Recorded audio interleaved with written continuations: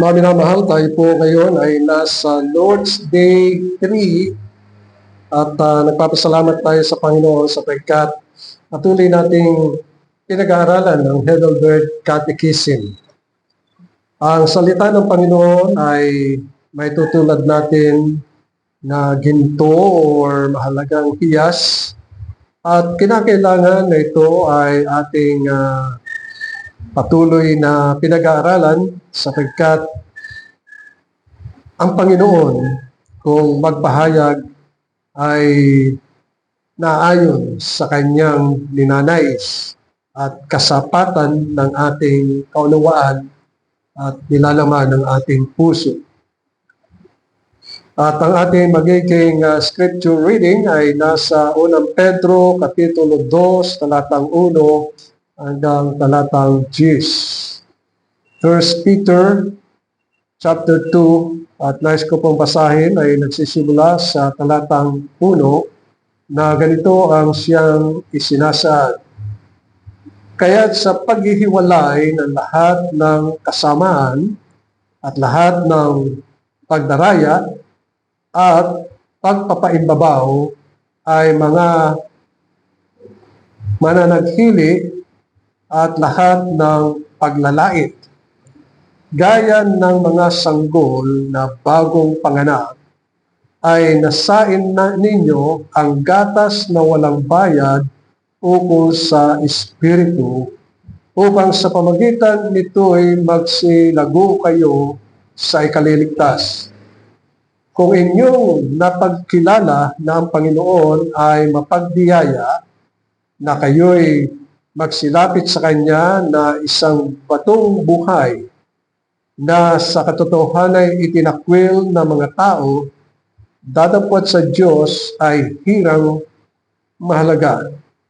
Kayo rin naman, naggaya ng mga batong buhay, ay natatayong bahay na ukol sa Espiritu upang maging pagkasaserdote banal upang maghandog na mga hain na ukol sa Espiritu na nakakalugod sa Diyos sa pamagitan ni Jesucristo, sapagkat ito ang nilalaman ng kasulatan. Narito aking inilalagay sa Siyon ang isang batong panulog na Pangulo, hirang mahalaga, at ang sumasampalataya sa Kanya ay hindi mapapaya. Sa inyo ngang nananampalataya, siya'y mahalaga. Dadapwat sa hindi nananampalataya, ang batong itinakwil ay nagsisipagtayo ng bahay. Siyang naging Pangulo sa panulog at bato katitisuran at bato na pagbuwal. Sapagkat sila ay natitisod sa salita, palibhasa'y mga suwail, na dito rin naman sila ay itinalaga. Dadapwat kayo'y isang lahing hirang, isang makaharing pagkasaserdote, bansang banal, bayang pag-aari, sarili ng Diyos, upang inyong ipahayag ang mga karangalang niyong tumawag sa inyo mula sa kadiliman hanggang sa kanyang kagilagilalas na kaliwanagan, na nang nakaraang panahon ay hindi bayan, datapwat ngayon bayan ng Diyos na hindi nagsisipagkamit ng awa, datapwat ngayon nagsipagkamit ng awa. Hanggang doon lamang po ang pagbasa natin sa banal na kasulatan. Nais ko pong bigyan ng diin yung nasa talatang 9 na sabi dito, dadapwat kayo'y isang lahing hirang, isang makaharing pagkasaserdote, bansang banal, bayang pag-aaring sarili ng Diyos, upang inyong may pahayag ang mga karangalang niyong tumawag sa inyo mula sa kadiliman hanggang sa kanyang kagilagilalas na kaliwanagan. Napakaganda ng talatang ito na tumutukoy sa bawat mananampalataya. Dito tinutukoy ang mga bagay na nauukol sa mga mananampalataya. O kaya nga't sa ating pag-aaral ay makikita natin yung ginawa ng Diyos tungkol sa kanyang bayan. Patunayan, ang ating paksa ngayon ay sa gawa ng kahabagan ng Diyos sa isang makasalanan. The work of God's mercy to a sinner. At tayo ngayon ay nasa Lord's Day 3. Meron po tayong 3 katanungan at gayon din 3 sagot. Ganito ang sinasabi sa tanong bilang 6. Nilikha ba ng Diyos ang tao na napakasama at balakyot? Ang sagot dito, hindi sa anumang paraan, subalit nilikha ng Diyos ang tao na mabuti at ayon sa kanyang wangis, tunay na katwiran at kabanalan upang matuwid niyang makilala ang kanyang Diyos na manlilikha, taos pusong ibigin siya at mamuhay nakapiling siya sa walang hanggan kaligayahan ng pagluwalhati at pagpuri sa Kanya. So yan po ang katanungan at kasagutan. Sa tanong bilang 7, kung gayon, saan nagmula itong likas na kasamaan ng tao? Ang sagot, mula sa pagkahulog at pagsuway ng ating unang magulang, si Adan at Eva sa paraiso. Gaya ng ating kalikasan ay naging napakabulok dahil tayong lahat ay ipinaglihi at ipinanganak sa kasalanan. Sa tanong bilang 8, kung gayon, tayo baga ay napakabulok at ganap na walang kakayahang makagawa ng anumang mabuti o nahilig sa lahat ng kasamaan? Ang sagot dito, mangyari pa, maliban na tayo ay ipanganak na muli sa pamagitan ng Espiritu ng Diyos. So ito ang ating pag-aaralan at tatalakayin sa umagang ito. Patuloy nating pinag-aaralan ang Heidelberg sapagkat napakayaman ang salita ng Panginoon. Tulad sa isang hiyas, tulad sa mga jewels o sa ginto na ito ay kinakailangang hukayin. So sa paghukay ay talagang lahat ng lakas, kaisipan at pamaraan ay yung gagawin. Pati ang kalusugan, kinakailangan ay naroroon ang kalusugan. Sapagkat yon ang pangunahing pangailangan kung naghahanap ng mabubuting bagay. O kaya nga, sa atin bilang mga mananampalataya, ang salita ng Diyos ay pagkain ng ating kaluluwa. At kung ang pagkain ay kinakailangan nanamnamin natin ang mga bagay na ating nadidinig at pinag-aaralan at hilingin natin na ito'y matala sa ating mga puso tulad na sinabi ni David na kanyang pinagbubulay-bulay ang salita ng Panginoon sapagkat ang mga salita ng Panginoon ay pagkain ng kanyang kaluluwa. At kinakailangan na ang ating kaluluwa ay maging malakas, malusog sa ating spiritual na pamumuhay. Kaya iyan ang kailangan natin na patuloy na pinagbubulay-bulay ang kagandahan ng salita ng Panginoon. 3 bagay ang ating pag-aaralan ngayong umaga, mga minamahal, at isa sa alang-alang. Una ay yung paglikha ng Diyos sa tao. Ikalawa ay yung pag solsol ng dyablo sa tao kung kaya siya ay nalaglag sa kanyang katayuan.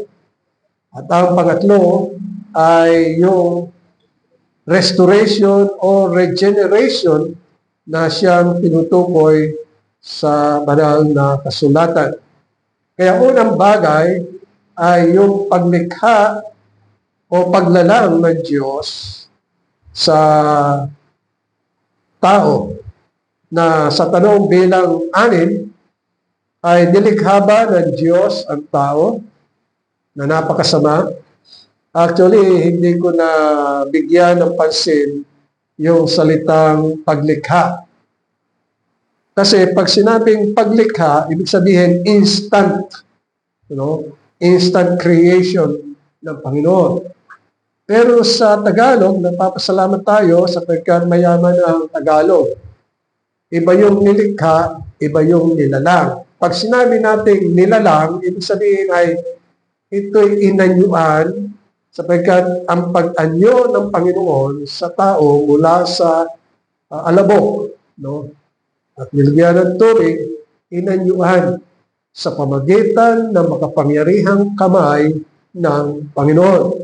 Kaya sa Genesis ay dito tinutukoy kung paano na nilikha o nilalang ang tao. Ginamitan ito ng kamay ng Panginoon. Hindi katulad sa mga anghel, kundi tinawag ang mga anghel at nagkaroon ng maraming anghel. Yon ay ayon sa kapangyarihan ng Diyos. Kaya ang paglalang sa mga anghel ay hindi na dumadaan sa process na sila'y ipinanganganak. Kaya ang mga anghel, walang sanggol na anghel. At yun ay maling katuruan. Lahat sila ay anghel ng nilikha ng Panginoon. Hindi katulad sa tao, ito ay nilalang. So, mayroong proseso na ipinapanganak ang tao sa ibabaw ng lupa. Kaya dito ay nilalang ba ng Diyos ang tao na napakasama at balukyot. Ibig sabihin yung may kapintasan, masama, ang pagkakalalang ng Diyos. Sa banal na kasulatan ay sinasabi dito, hindi sa anumang paraan. Sabi dito sa Heidelberg, subalit nilikha o nilalang ng Diyos ang tao na mabuti.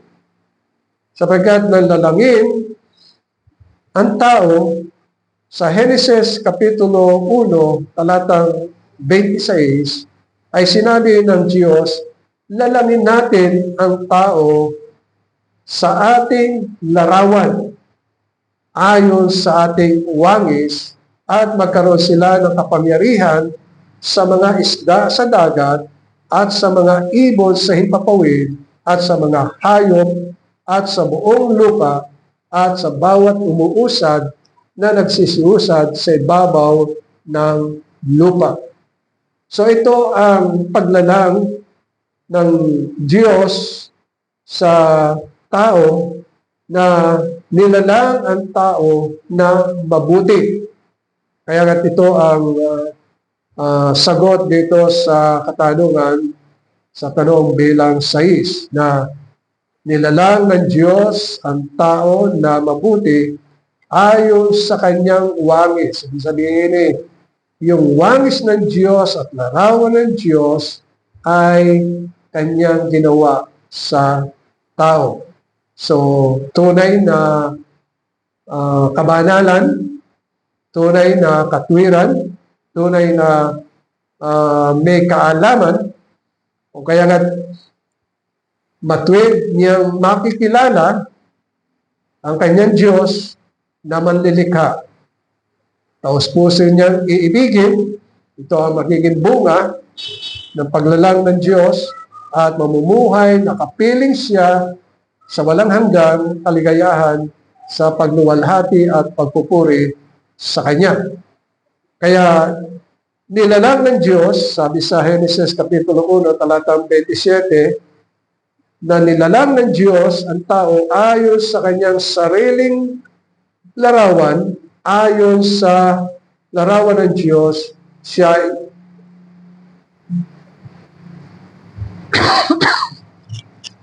nilalang. At nilalang sila na babae at lalaki. At pagkatapos na sila ay lalangin, ang sabi sa Genesis Kapitulo 1, talatang 28, at sila ay binasbasan ng Diyos at kanila ay sinabi ng Diyos, kayo'y magpakaanakin at magpakarami at kalatan ninyo ang lupa at inyong supilin at magkaroon kayo ng kapangyarihan sa mga isda, sa dagat, sa mga ibon, sa ipapawid, sa bawat hayop na gumagalaw sa ibabaw ng lupa.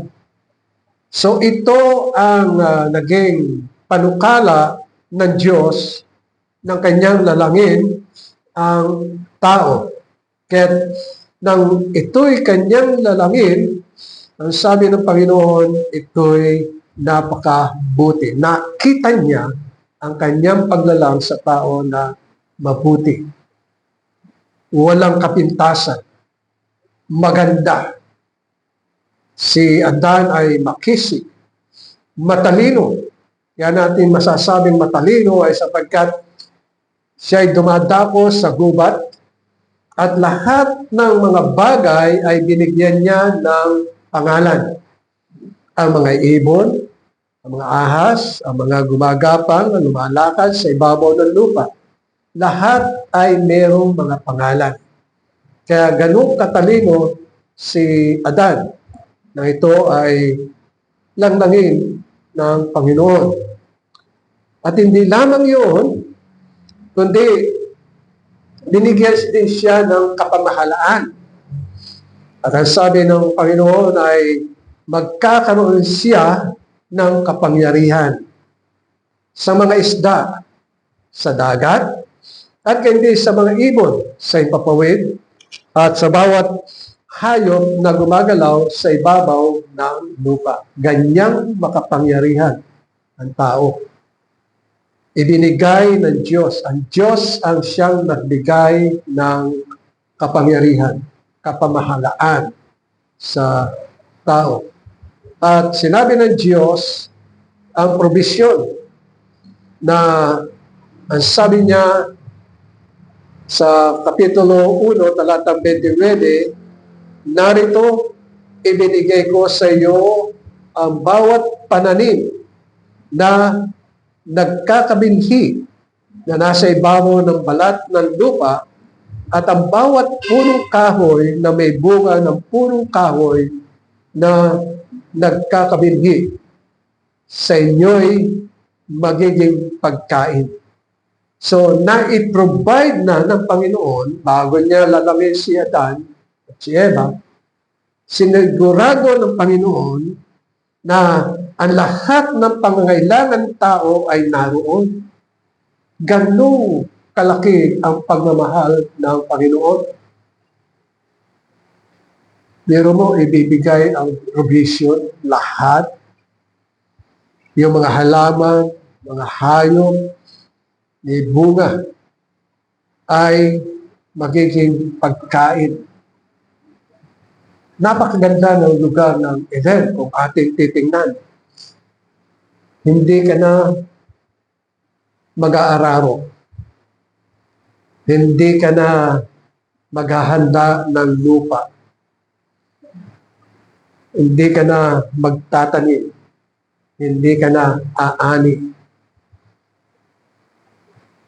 Naroroon at pakakainin ang kanyang nilikhang tao. Iyon ang ninais ng Panginoon.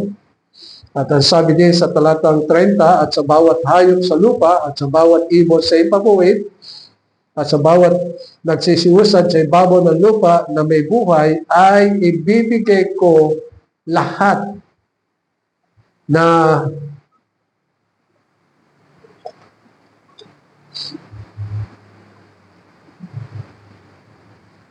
pananim na sariwang pagkain at magkakagayon. Kaya napakabuti ng paglalang ng Diyos kay Adan.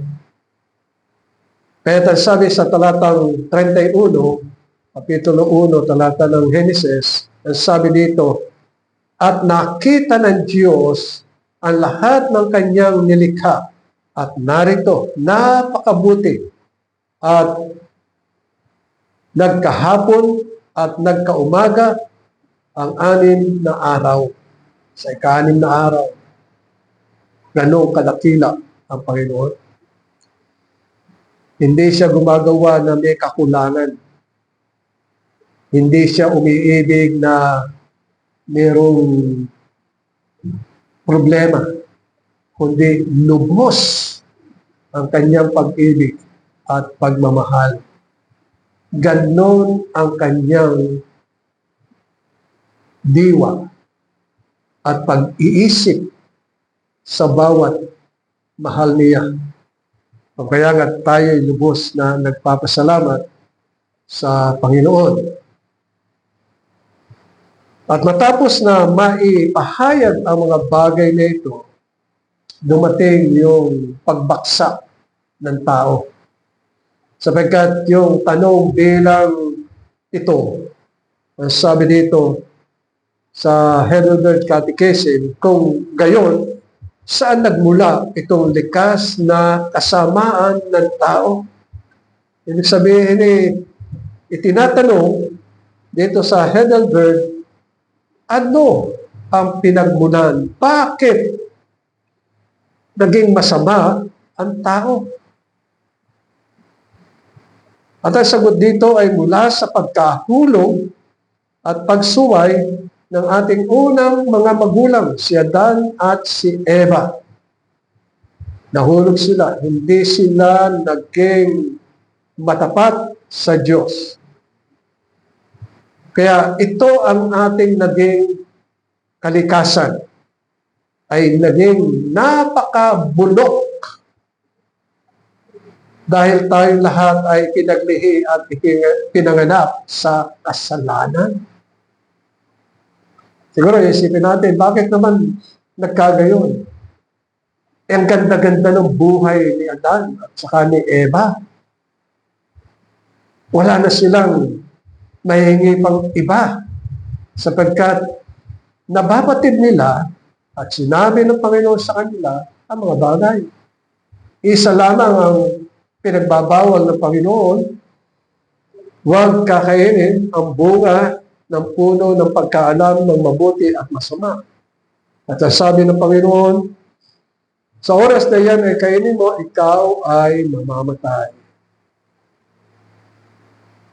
Yun lang. Napakasimple. Isang pangusap lang. Huwag. Huwag mong kakainin.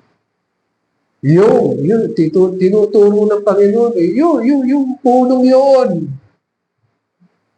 ng pagkaalam ng mabuti at masama. 2 puno ang naroon Isang puno ng buhay at 1 puno ng pagkaalam ng mabuti at masama. At itinuturo, iyan, huwag mong kakainin. Sapagkat sa oras na yan ay kainin mo ang bunga niyan, ikaw ay mamamatay. Doon nagsimula ang sulsol ng dyablo. Gusto ng dyablo ay wasakin ang plano ng Panginoon. Wasakin ang tao. At yan ang ginagawa sa ating kapanahunan ngayon. Magpatayan ang isa't isa. Magsiraan ang isa't isa.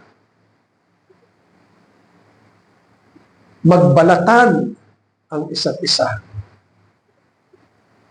Bakit? Sapagkat ang sabi dito, minana. Ito ang dahilan na ipinaglihi tayo at panganak na makasalanan. Sapagkat sa sulsol ng diablo, sabi ng Panginoon sa John chapter 8 verse 44, ang diablo ay sinungaling. Mamamatay tao sa simula't simula. Walang katotohanan sa kanya. At siya'y pumapatay. Kaya nga ang sinasabi ng Panginoon, ang diablo ay dumadating upang sumira, pumatay, at magwasak. Kaya nga marami ang siyang nawawasak ang tahanan dahilan sa kasalanan. Pagnanakaw, pangangalo niya, pagpatay, pagbibintang, at yan ang nangyayari. Sapagkat minana ng tao ang kasalanan. Pero yung si Eva ay nakipag-usap sa ahas. Ganun. Ang ahas ba ay nagsasalita? Hindi naman eh. Ang mga hayop ba ay nagsasalita? Hindi. Meron silang mga sariling lengguwahe. Kung umiiyak, alam natin. Kung kumakahon. Ang mga bagay na yun ay batid ng tao. Pero nasulsulan si Eva. At ipinakita na pag kinain mo yan, hindi ka mamamatay. Pero mo kasinungalingan yun. Yan liwanag na sinabi ng Panginoon, sa oras mo kainin yan, mamamatay ka. Sabi ng diablo, hindi totoo yun. Magiging katulad ka rin ng Diyos na alam mo ang mabuti at masama. Nainganyo. Magiging Diyos Magiging malalaman niya ang mabuti at masama. Kumain. So ito ang mga bagay na pinagmulan pagsuway sa ating Panginoon Diyos. Kumain sila. At nahulog sa kasalanan. Yung dati nilang kalagayan nasa kaliwanagan ay nasa kadiliman. At kung padiliman, hindi nila makita ang daan pabalik sa paraiso ng Eden. Hindi na. Hindi nila makita ang daan, hindi nila makita ang liwanag, walang tinig silang nadidinig, walang anuman doon sa dilim. Ni bakas, hindi na matuntun ang kanilang pinagdaanan. Ba't sila napunta ng kadiliman? Hindi nila makita ang pintuan sa kaliwanagan. Wala. Kaya nga, ang mga tao ay ganyan. Nang sila ay ipanganak, sila ay ipinanganak sa kadiliman. Hindi alam ang daan. Hindi nila alam ang bakas patungo sa pintuang na maliwanag. Wala. Wala silang alam. Ito ang nangyari kay Abel o kay Cain. Sa Genesis Kapitulo 4, talatang 8, ay sinasabi dito na sinabi ni Cain sa kanyang kapatid kay Abel, sapagkat ito ang dalawang anak ni Adan at ni Eva na nakatala.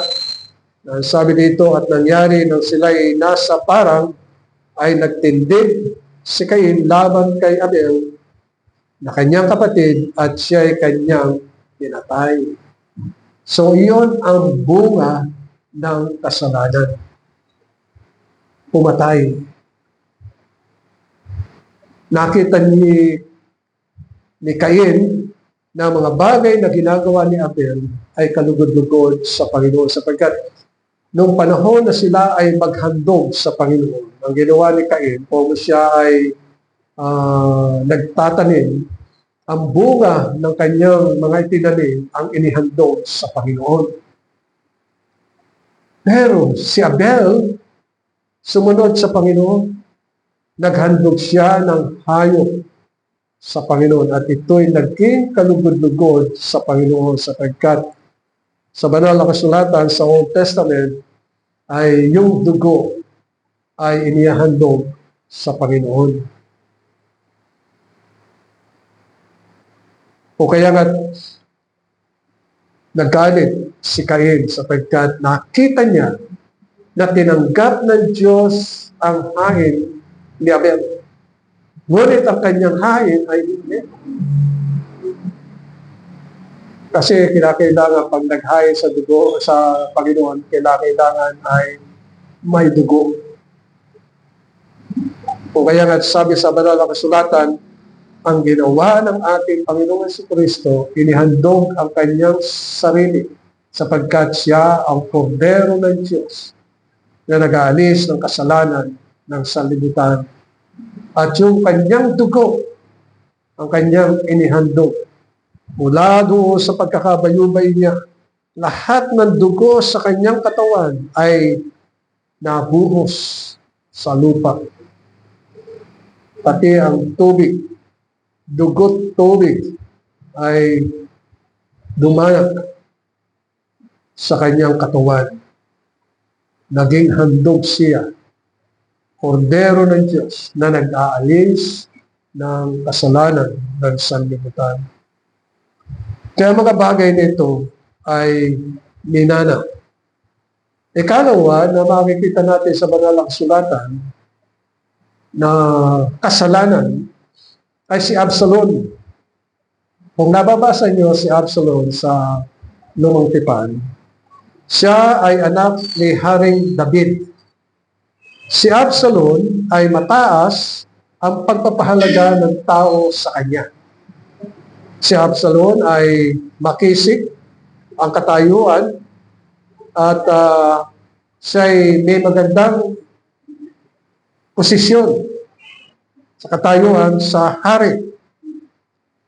Ngunit, sabi sa banal na kasulatan, siya ay nag-alsa laban sa kanyang ama na hari. Nais niyang kubkubin, nais niyang mapa sa kanya ang buong kaharian. Pero niyo, buhay pa si Haring David. Gusto niya maging kanya na ang kaharian. At nais niya na mapatay ang kanyang ama. Nag-alsa siya. Ito ay isang larawan ng pagsuway. Isang larawan na pag-alsa laban sa nakatataas sa kanya. At ito ay si Haring David na kanyang ama. At nung matuklasan ang kanyang plano at kanyang ninanais, siya ay tumakas. At dahil sa makapal ang buhok ni Absalom, dumaan siya sa ilalim ng mga puno. At dahilan doon sa mga sanga na naroon, ay nabitin siya sa mga sanga dahil sa kanyang kapal na buhok. Kung kaya nga yung sundalong si Joab ay na siyang sumusunod sa kanya, siya ay pinana ng 3 beses. Yun ang kanyang kinamatay. Kaya dito ay isang larawan ng paghihimaksik. Ito ang makikita natin marami sa mga bansa. Naghihimaksik laban sa mga nakakataas. Naiinggit sa mga bansang umuunlad. Naiinggit sa mga taong naroon at naghihimaksik, nag-aalsa. Ito ang bunga ng kasalanan na minana natin kay Adan. O kaya nga, ito ang naging pagbaksak ng sangkatauhan na hindi alam ang pagbabalik sa Panginoon. Walang liwanag sa kanyang dadaanan. Walang gumagabay sa kanyang pagbalik. Walang kapangyarihan na bumalik sa Panginoon. Ganyan ang kalagayan. At sabi ni Isaiah sa Kapitulo 57, talatang 20, ngunit ang masama ay parang unos na dagat, sapagkat hindi maaaring humusay ang kanyang tubig ay umaalumpukay ng burak at dumi. At sa talatang 21, walang kapayapaan, sabi ng aking Diyos, sa mga masasama.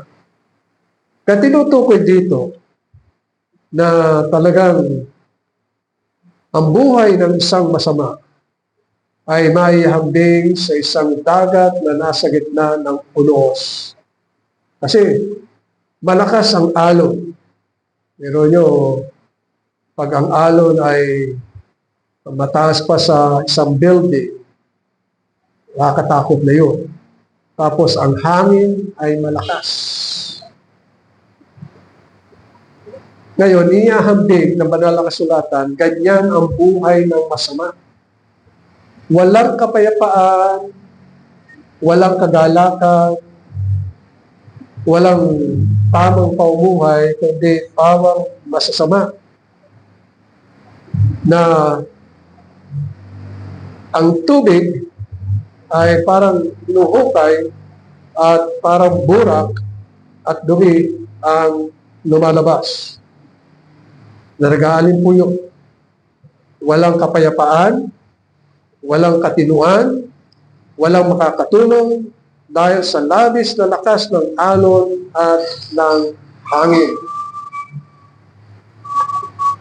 Kalagayan ng mga tao ay patay, walang buhay, at mamamatay sa kanilang mga kasalanan. Ang ikatlo na tinutukoy dito sa Heidelberg Catechism ay yung regeneration of man. Sabi sa tanong bilang 8, kung gayon, tayo baga ay napakabulok at ganap na walang kakayahang makagawa ng anumang mabuti at nahihilig lamang sa kasamaan?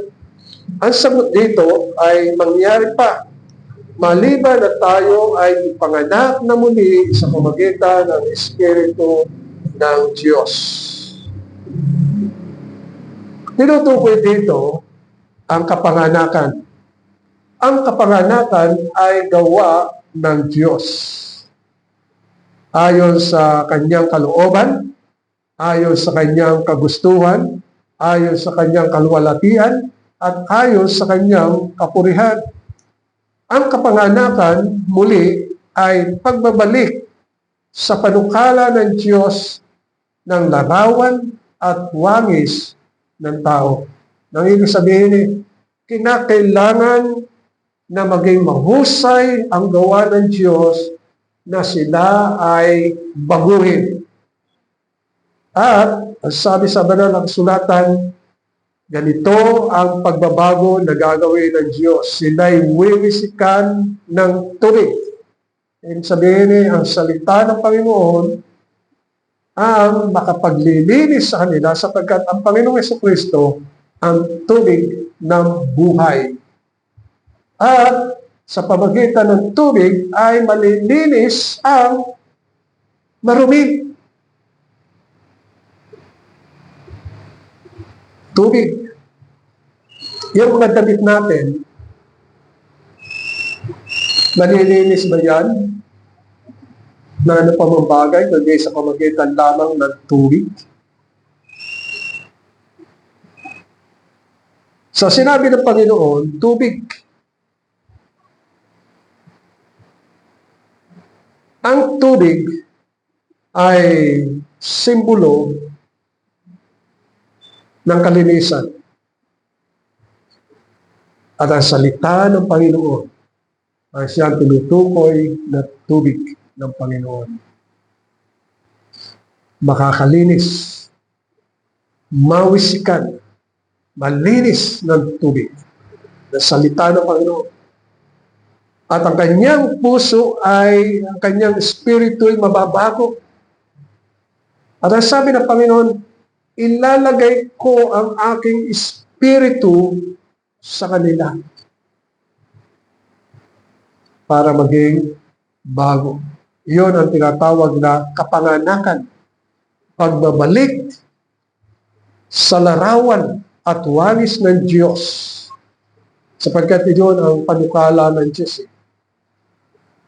Kaya nga isinugo niya ang Panginoong Kristo para mamatay doon sa krus sa Kalbaryo at dalhin yung ating mga kasalanan at ipatawad yung ating mga kasalanan at tayo'y baguhin. Kaya nga ang sino man na kay Kristo ay bagong nilalang.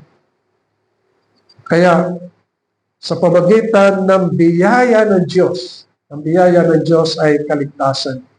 Ang biyaya ng Diyos ay hindi para sa lahat ng tao, kundi para lang sa kanyang malabis na iniibig.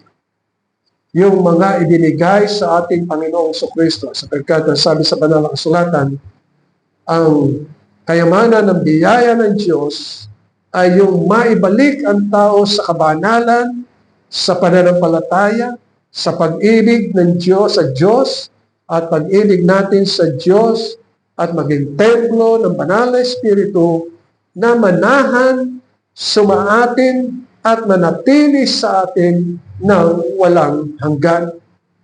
Yan ang panukala. Nais ng Panginoon, tayo ay nasa Kanyang pamamahala. Nais niya sa Kanyang pangalaga. Nasa Kanyang mga kamay. Nais niya na tayo ay Kanyang yakapin, sintahin, mahalin. At ang paraan lamang ay sa pamagitan ng Panginoong Kristo. Kaya nang mamatay ang Panginoong Kristo, nasiyahan ang Diyos. Kasiyasiya. It is a satisfaction, atonement na ginawa ng ating Panginoong Kristo. Ganon. Nais niyang tayo'y kanyang mayakap. Yun ang pagmamahal ng Panginoon.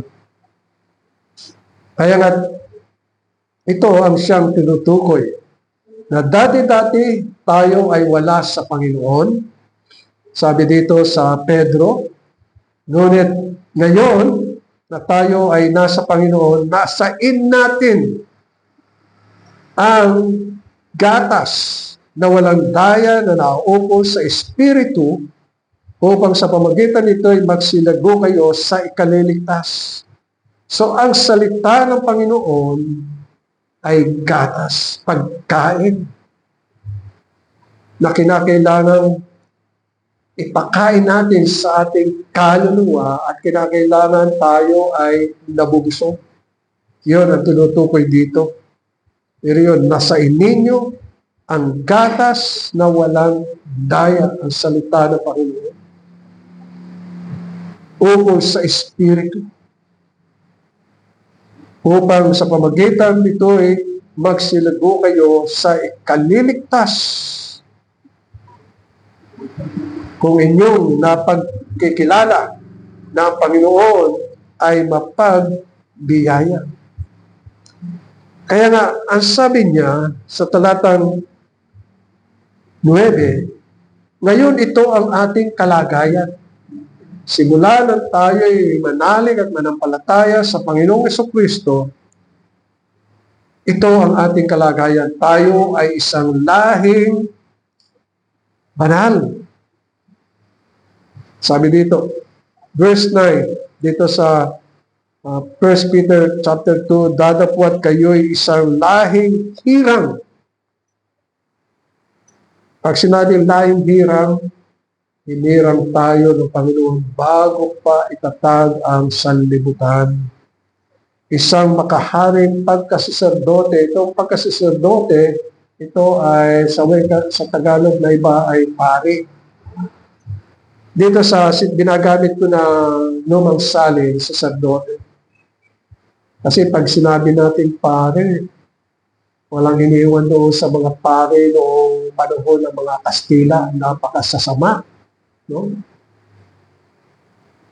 Dahil mga pare yan, yun ang mga sumasamsam ng mga kayamanan ng mga Pilipino.